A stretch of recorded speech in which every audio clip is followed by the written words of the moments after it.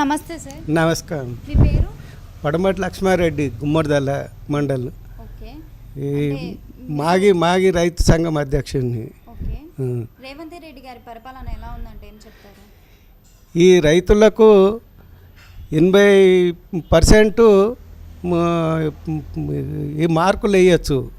ఎందుకంటే ఏ రాష్ట్రంలో లేనిది ఎంతో రైతులు ఇప్పుడు ఇబ్బందులు ఉన్నప్పుడు రుణమాఫీ పెద్ద ఎత్తున 2 లక్షల దాకా మాఫీ చేసిండు. ఆయనకు ఆ పరిపాలన మంచి మార్కులు 85% వేయవలసిందే.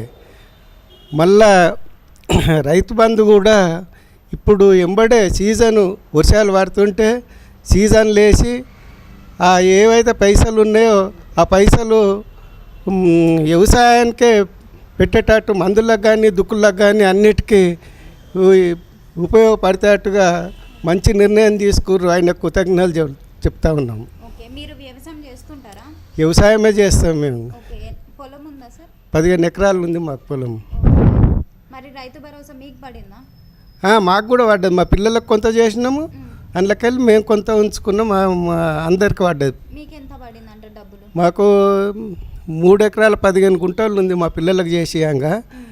దాంట్లో 22,200 రూపాయలు మాకు పడ్డాయి.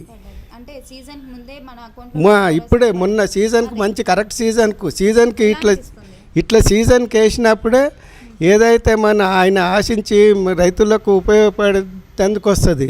లేకపోతే అన్ని వృధా ఖర్చులు పెట్టుకొని మళ్ళీ వ్యవసాయానికి వస్తేలకు అక్కర లేకుండా రైతు చేతుల పైసలు లేకుండా మంచి నిర్ణయం తీసుకుంటూ వ్యవసాయ శాఖ ముఖ్యమంత్రి కానీ రేవంత్ రెడ్డి, వ్యవసాయ శాఖ మంత్రి